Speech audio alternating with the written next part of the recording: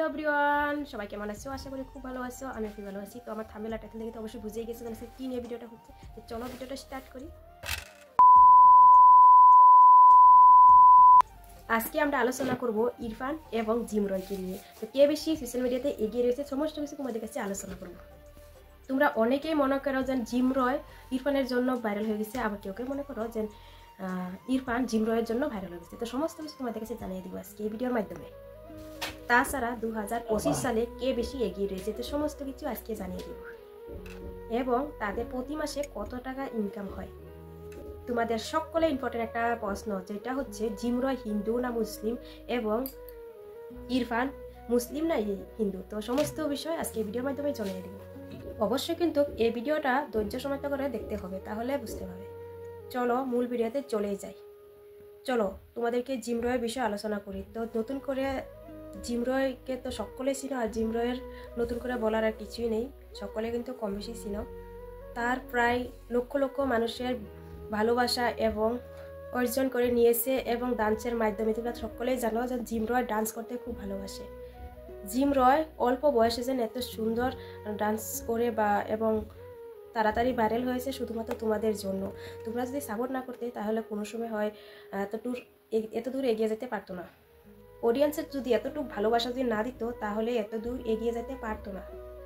শুধু তোমাদের ভালোবাসার জন্য আজকে এত দূরছে।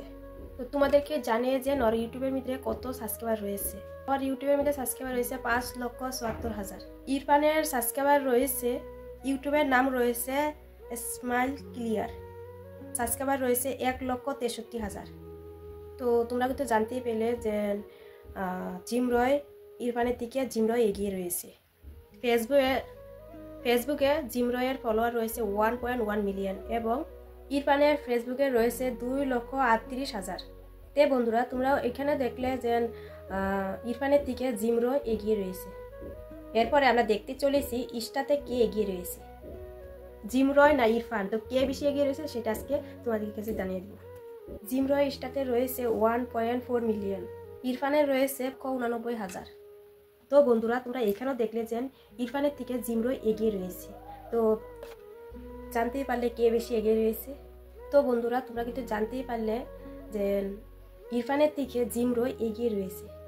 ওরা দুইজনে কিন্তু একসাথেই ভিডিও করে, তো দুজনে কিন্তু একসাথেই ভিডিও করে। তো এটা বলতে পারবো না যে কার জন্য কে ভাইরাল হয়েছে, এবং জিম রয়ের জন্য ইরফানে ভাইরাল হয়েছে না ইরফানের জন্য জিম রয় ভাইরাল হয়েছে। তো এসব কিন্তু এখন বলতে পারবো না।